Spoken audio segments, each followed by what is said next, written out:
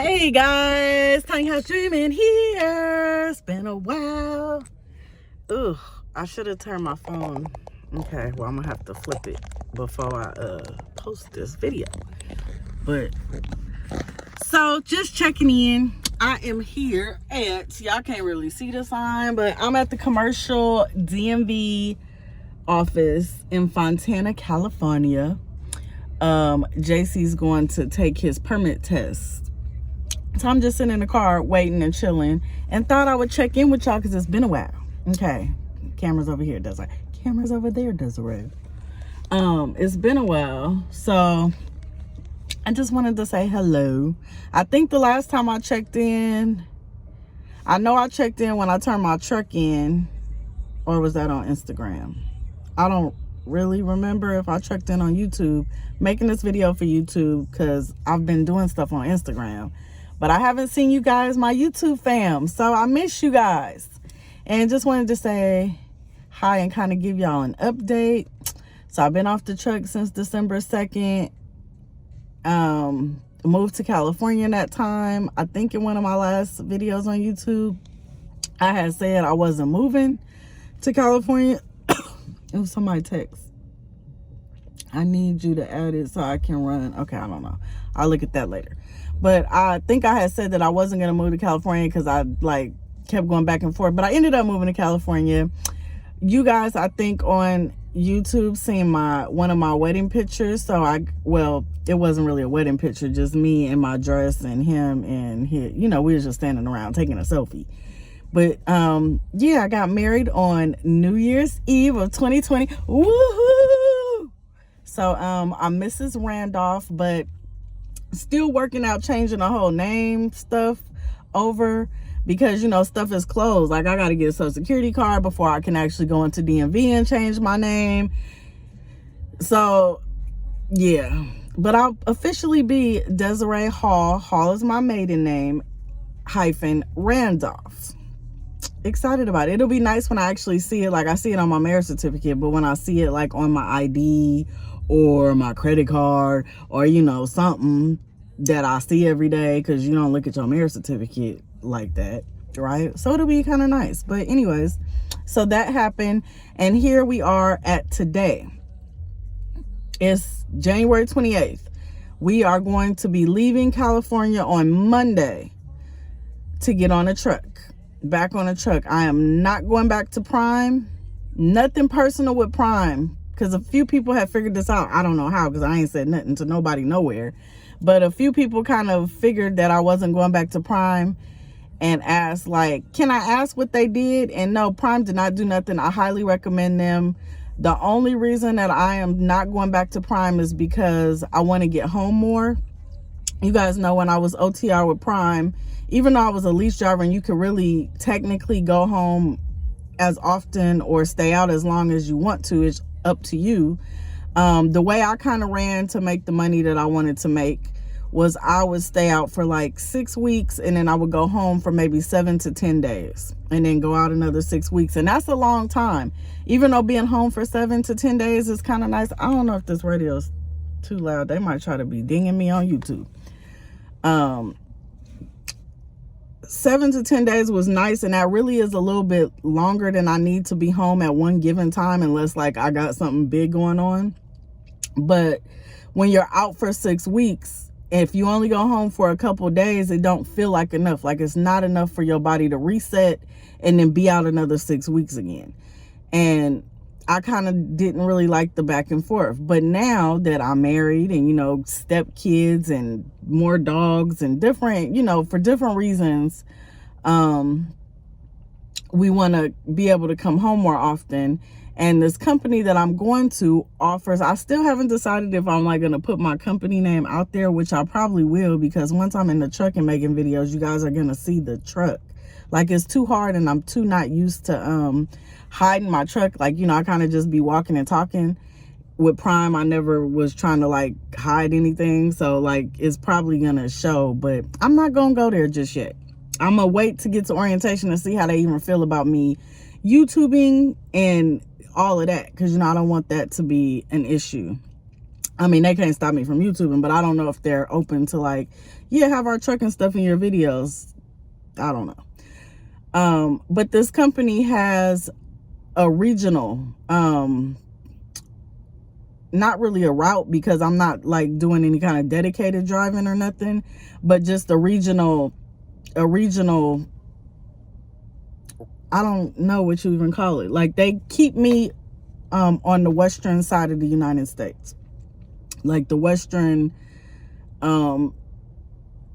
states I'll be in. And so I'll be out for like 10 to 12 days, and every 10 to 12 days I'll go home for, 2 days, 3 days, or whatever. I'll still be a lease driver, so it's still totally up to me how long I stay home or how often I go home. I could stay out longer than the 12 days. It's not like I'm company where they're telling you that's kind of your pattern. But the lady that I was talking to, the recruiter, she said that's typically the people that live in that area that run that side or whatever. I don't know what you call it, like route, lanes, I don't know. The people that run that same area, typically, like, they'll stay out for like 10 to 12 days and go home for 2 days, or 2 or 3 days, and like kind of do it in 2-week increments. So you stay out most of the 2 weeks, go home for a couple days, back out for 10 to 12 days, kind of like that. So that kind of is more, it works out better for how it's like a lot of people walking. So my eyes keep wandering. That's what it is. It works out better for us, so if we have appointments or things like that to do, or just want to get home and check on the girls or to see the dogs more often, Stewie will still be coming on the truck with us, but we might, because we'll only be gone for 10 to 12 days. Sometimes we might leave him home if it's just, depending on him. He's so used to being with me every day. I mean, he's with the other dogs and stuff in the house. Like, I go out and leave him, but he's never really spent a lot of nights. Now, recently when we went to Vegas to get married, he spent 2 nights without me. So, and my mom said he did okay. Like, he was sitting by the front door waiting for me to come back. But she's like, eventually he kind of just went about his business. So, where I'm just slowly getting him used to the separation or whatever. But he'll be on the truck with me because, he's a truck dog. He enjoys, he's used to that lifestyle. But when he feels like staying home, he can stay home too. Like, it ain't no thing either way. But with this company, I have to be a safe driver for 90 days before I can become a trainer. So our plan is, like I said, JC's in there taking his permit test today. And once I'm on the truck, so like May-ish, because it's almost February, the start of February. So in May, I'll have my 90 safe days with this company. I mean, all of my trucking days have been safe. I haven't been in any accidents, but with this company, I have to have 90 days. And then I can start training him. And then we're going to team drive and do that for maybe a year, till like a year once he gets in the, starts driving. So like we'll team drive for a year together. All of the money that we make on the truck is going into a savings account. We don't need it to pay bills or none of that. So that's just saving. And then once a year's up, we'll both have our CDL still be valid, but we're probably going to get off the truck unless something changes where our goals or something change. The plan is to just get off the truck. The money that we've saved from team driving we'll use and we'll travel. We're probably going to buy a second home somewhere. I'm thinking Panama. He's like Panama or the Philippines. I prefer probably Panama. We were supposed to go out there and check it out before we got back on the truck and like look at some places out there, but they're kind of on a pretty restricted lockdown, like not totally locked down. They're letting Americans in and stuff like that, but all of the stores and shops and stuff like that close like 7-8 p.m. like it's kind of restricted because of COVID. And they were having an outbreak when I first was looking into flights and stuff. So I was like, don't want to really go over there and get sick, so we gonna wait on that. But that's probably the plan, drive for a while. And then we want to buy a house in another country. Like I said, it's probably going to be Panama. He likes Panama. He's lived in Panama. Panama is cool with me. So it probably will be Panama. And we'll be like 6 months here, 6 months there, wherever But like, I'm trying to retire early. He's already retired, got that covered. And I'm just trying to make enough money and have enough. I mean, my savings account has already been building, and this will just be adding to our savings account. Now it's not mine, our savings account. And we want to have money to travel. Like, we want to backpack around Europe, go smoke something in Amsterdam. Like, once we off the truck, we want to just enjoy life and be able to travel, experience different places, go to Greece, go to Rome, go see the Colosseum, just all kind of different stuff on the bucket list. Thailand. Yeah. So, but that's the plan basically. So on Monday we're leaving, driving to, at first we were going to drive to another state, but then I wanted a brand new truck, right? So the brand new truck is in Springfield, Missouri. And I know that's where Prime is, but no, I'm not going back to Prime. But I have to drive to Springfield, Missouri. So they rented a car, picked the car up on Saturday. We'll probably head out either late Sunday or early Monday morning and start driving to Springfield. And got to be out there by Tuesday night. Orientation starts on Wednesday morning. They said it was just a couple days. I've already done all my testing and all my like little online stuff I did from home. So basically I just have to show them that I can back the truck up and I can drive safe on the street and say the pre-trip. That's been the frustrating part, y'all, as much because I used to be on that pre-trip, but and I still know the pre-trip like visually, but the verbiage and saying it out loud, I haven't done that in so long that I have to relearn that, because like you have to show them that the pre-trip, right? So I got my little paper and I've been practicing the verbiage, but it's crazy how you forget. I mean, it's coming back pretty quick. I've only been practicing for like a day, but I was just like, wow, I didn't think I was as rusty as I am. And then I guess, and it's for me too, it's hard because I'm not physically in the truck to where like when you're visually walking around the truck, you remember, okay, this is that.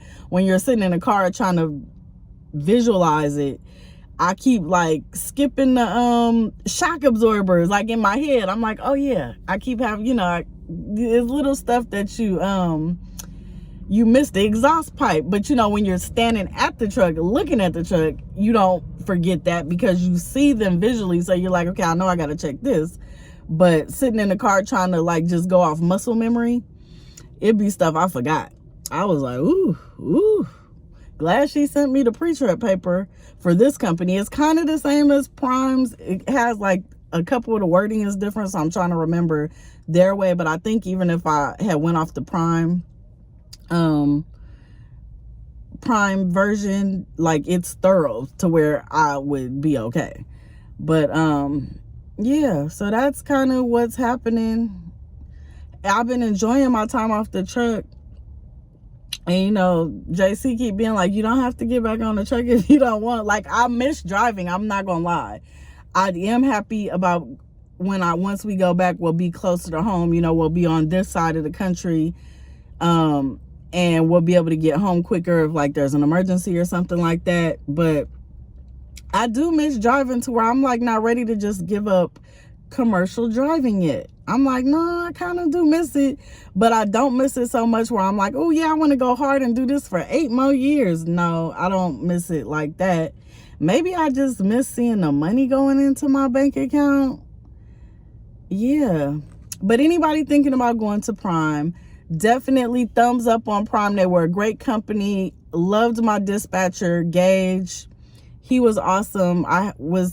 Had that one dispatcher for 2.5 years. Never had a problem with him. Never had an argument with him. We was always cool. So definitely recommend him as a dispatcher. Recommend the company. The company is an awesome company to go to in my opinion. Because other people got other opinions. I'm just talking about how I feel. But if you're trying to get your CDL, or like your first company, maybe you got your CDL and you're looking for a first company that takes brand new drivers but pays well, I definitely recommend Prime. Hands down. Completely loved my experience there. I ain't never had no issue. Everything Prime told me and like what the recruiter told me on the phone, that this is what you can expect, everything went exactly how they told me. Like, they didn't make any promises that, or tell me anything was going to be a certain way. And when I got there, things changed up. Because, you know, I hear a lot of people say, oh, the company told me this, that, and that. Not talking about Prime, but just companies. As you're talking to people, they'll, like, a lot of people say, the recruiter told me this, the recruiter told me that, and it ended up being something different. Well, I can say from my experience, my recruiter was Vicky Rodriguez, I think is her last name. I have her card, so anybody that wants to reach out to me, I can like email you her business card, her contact information. I can send you Prime's pre-trip. I still have that saved, you know, to kind of get you started. Still can answer any questions, and still definitely highly recommend Prime. But they never promised me anything that didn't pan out. You know, everything that they set me up expectation wise happened. I always made money at Prime. I never had bad weeks. I never had times where I was just like, this ain't working out for me, you know. But I am a frugal person. You know, I wasn't out spending my paychecks. Like, all my paychecks was saved up in savings, you know, and I kept my bills at home minimal. I don't have children, so that's a big, because a lot of people, I still get emails like, how much did you make, and do you think it's worth it? It really just is a person by person thing, because if you got kids, if you have a family, if you have a mortgage, how many bills do you have, how many car notes are you paying, you know, all of those things factor into if a job or career is gonna pay enough to be conducive to your lifestyle. So like, when people ask me that, I can't really answer. For me, the money I was making plenty of money where I was able to pay the little bill, cell phone bill, car insurance. I paid my car off, so I don't pay a car note. You know, all of the little, I had very minimal bills in comparison to a lot of people. And I don't have any children, so I'm not buying school clothes, feeding kids, giving lunch money, making sure there's dinner every night. You know, like, when I'm on the road, I'm only worried about me and paying for my lifestyle. I didn't have money that was going to a whole family back home or something. So like, that's a lot different from like a single parent that has to make sure their kid has everything, daycare, babysitter, you know, send my money for food, whoever's watching your kid while you out on the road. So those are all things to think about. But for me and my lifestyle, it's a bug up there. For my lifestyle, working at Prime, and like I just kind of explained how I ran 6 weeks and I would be home for 7 or 10 days, you know, give or take. I made plenty of money where I was able to pay my little bit of bills. I could eat however I wanted to eat while I was on the road, while I'm at home. I can afford to spoil my mom, like stuff that she would want that she might not necessarily buy herself, or, you know, or whatever. Like, I could send her money or buy her this, or when I see something that she wants, like, not even think about, can I afford to do it, and still be stacking money in my savings account, like a good amount, where I was happy looking at when I logged into my little Bank of America app, I was happy with the numbers that I kept seeing every week. That was for me. Now, again, I don't have the kids. I don't have, the only expense that I really had was Stewie, you know, like, or well, Bella too at home, but like, you know, paying for their vets if they need medicine or something like that. But I didn't have any, you know, kids cost a lot. And the more, when you talk about multiple kids, that's, you know, that's a big difference from being just a single person where I'm only worried about me. So that's what I would say. But working at Prime, I was always happy with my paycheck. I ain't never feel like you know, I was cool with it. Loved experiencing going to all these different states and being on little back roads, being on main roads, going through big cities, going through little cities, little cute towns. Like, everything about it, I loved. Prime was an awesome company. I always felt like my safety was first, like driver safety comes first. Their equipment, they keep up. I mean, yeah, every now and then you'll pick up an old 2014 trailer, but you know what?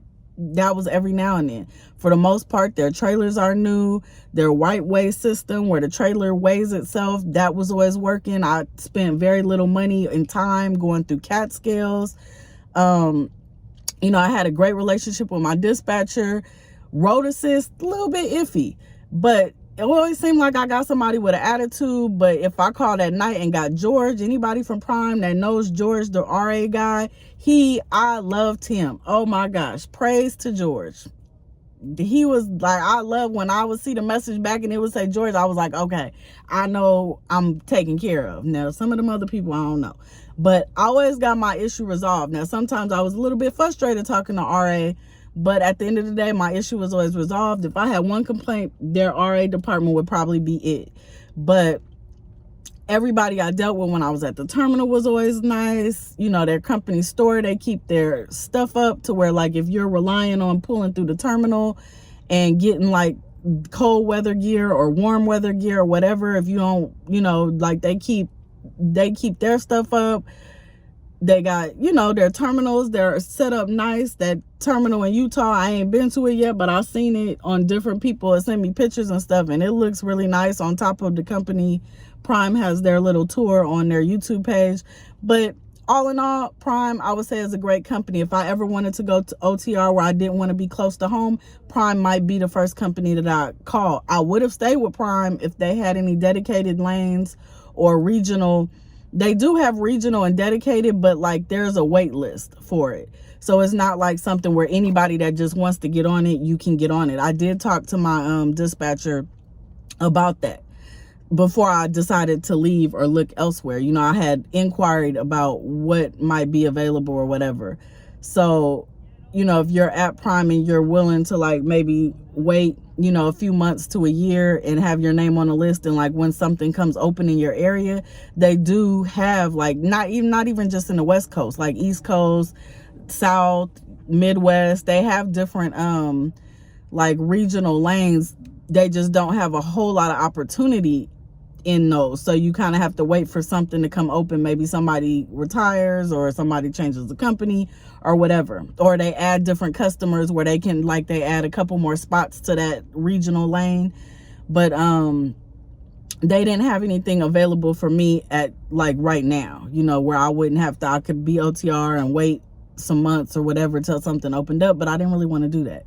And it was the perfect time for me to switch. You know, I'm in between leases before going back and signing a lease with a company, you know, just deciding that I'll try this out. But me and Prime, I left on good terms. My dispatcher was like, it was a pleasure working with you. You always, you know, I would hustle. I wouldn't really ever say no. I would say no sometimes when it wasn't cohesive to me and my business and the money I was trying to make. But for the most part, you know, he would be like, even if this pay low, I got you on the next load. And he would always come through. So I would never have complaints. Sometimes I would take a low paying load just because I know when he told me that he had me on the next load that I could trust him. You know, we built that relationship, and that's something that I hear a lot of people complain about in general with various companies, no matter what company they're with, that they don't like their dispatcher, or they don't trust their dispatcher. They're not making money and they feel like their dispatcher is giving other people certain loads and not giving them loads or whatever. One thing I could say with me and my dispatcher is I had his trust, he had my trust. Like, he would sometimes be like, you pushing it kind of close to getting here on time, but I'll be like, Gage, I said I'm gonna be there on time, I'm gonna be there. And he would put his trust in me, and I would always come through, and he would always come through for me. And when we had problems, I didn't let it fester, because we didn't really ever have problems. But like, if I wasn't feeling something, I wouldn't let nothing fester. I would call and be like, you know, I'm not feeling this. Like, y'all keeping me at the yard. That one time I was stuck at the yard because his fill-in, he was gone. His fill-in told me I couldn't leave the yard until I took the ACE class or something. And it turned out where I could have walked out. I didn't have to take that ACE class. And I would call him that when he got back. And I was like, I don't appreciate how this person lied, just right in my face telling me I can't leave without doing this or that. And he resolved it right away, apologized, you know, was... Every time I've had a problem, I've dealt with it right there instead of letting my emotions fester where I like let stuff build up and then I blow up or be trying to cuss somebody out. I just call him, and we've always been able to talk it out and be cool. And we get right back to work and keep moving. I don't ever feel like he pissed off at me, so he gonna send me this crappy load. Nah. Even when I would deny a load. Some people used to tell me, don't deny a load, because then the next load you're gonna get is like they're gonna try to retaliate or get revenge on you and send you a real crappy load or something. He ain't never did that. Never took nothing personal. I didn't take nothing coming from him personal. We both like, we want to make money. We need each other to make money. Let's do this. But anyways, hopefully everybody's been good. I hope everybody's had a good start to 2021 so far. Man, at least the vaccine is out. Obviously, I ain't taking it. Like, I'm not in that category. And if it was available to me at first, you know what? I was like, I don't think I'm going to take it right away. I'm going to let other people take it and see what happens. I wish I could, like, just sit this phone somewhere instead of, it's all whatever. But, yeah, I was like, I don't really know if I'm going to be taking it right away or not. But, you know, after kind of thinking about it, and I'm like, when it comes available, I probably will take it. Like, I'm not going to wait no year and a half, 2 years to see what happens to other people. I probably am going to take it, you know, and I'm just like, at this point, you either get COVID and all these new strains is coming out and stuff. And it's like, I'm healthy enough where it probably wouldn't affect me detrimentally, you know, like I would probably be one of those people that I might get real sick, like a real bad flu or something. But I'm just like, you know, all of these people is taking this vaccine, like people that of prominence. I'm like, they wouldn't be taking nothing that's about to kill them. So like, why am I so mistrustful? And you know what? If something happened, then something happened, right? It's either don't take it and risk getting a COVID, or take it and risk getting a side effect. Like, and it ain't that many people having side effects like that to really bother me. So whenever it become available, and by that time so many other people would have been in front of me in the line, just because I'm, you know, a regular healthy person with no underlying conditions. So many other people would have taken it. Like, stuff would have started happening by the time it come. Like, I don't even know, like what, summer, fall might be my time to take it. And the way they slowing the vaccines down and not sending as many as they supposed to and all that. But needless to say, at least there's a vaccine going around, and people that really need it hopefully are able to get it. I guess depending on what state you are, some states is easier than others. I don't know. I mean, you got these rich people flying to Florida, what they calling it, vaccine vacation or something like that. I heard on the news where the rich people flying to Florida because, you know, that wacky governor, he is so easy for them to get it, you know. I'm just like, really? But I guess if you worried about it, you know, these rich people, they be feeling entitled, like, you know, like, old people, what about me? So whatever. But I'm glad that there's a vaccine out, because so many people are dying. People are still dying, but at least, you know, it can hopefully start to slow, and we can start to get back to normal. I think masks is gonna be a thing for a while. Oh my God, let me tell y'all see this pink one?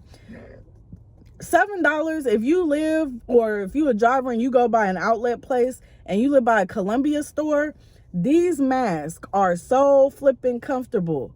I have like every color. Well, they only got 3 colors: teal, pink, gray. Oh no, and they got navy blue. Yep.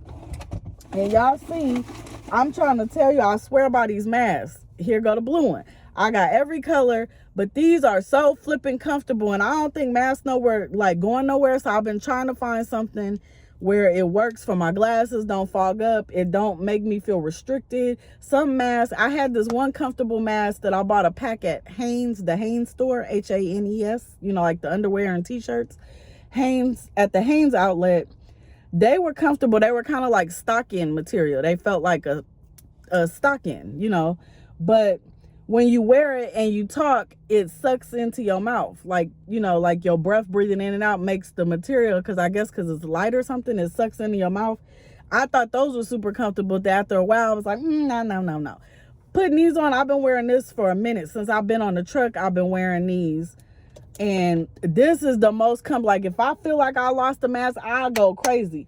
We had drove 50-something miles just so I could go to the what's this Columbia store and buy me some more. And I got some brand new ones in the plastic sitting at home on my ironing board, because I cannot be without it at this point. But since they're not going nowhere, I just am throwing, you know, recommending something to y'all. You know what I'm saying? But I'm talking too much, but I miss you guys. So I'm just saying, you know, what's 30 minutes in the grand scheme of, I ain't seen y'all for almost 2 months, right? But my year has been darn good. Hootin' tootin' good. I thought I was going to have to open a whole new LLC and pay like $1,000 to do that. But the tax guy was like, no, you could just file a form. Okay, wait. For anybody that uses Abacus, if you ever tried to turn your solo, Tiny House Dreaming LLC is just me, right? Desiree Browning's company. Well, I'm not Browning no more, but my company. And I called Abacus because that's the people that's been doing my taxes. Like they're the company. They aren't affiliated with Prime. Like Prime doesn't own them. They don't own Prime or nothing, but they're the company that Prime kind of recommends to their drivers. They have an office in the Prime terminal, but no way are they like sister companies where one is making money off of another like that. But I called Abacus and was like, how do I, because once JC gets his license, we're going to be teaming. We're a married couple. We wanted to have a partnership. So our business is a partnership. It's not like I'm paying him as my employee. We're partners, right? So Abacus was like, oh yeah, you have to start a whole new LLC as a partnership. And, like Tiny House Dreaming can't work, or you can name it something close to that. But your LLC is your solo LLC. You have to pay for it and start a whole new one, right? And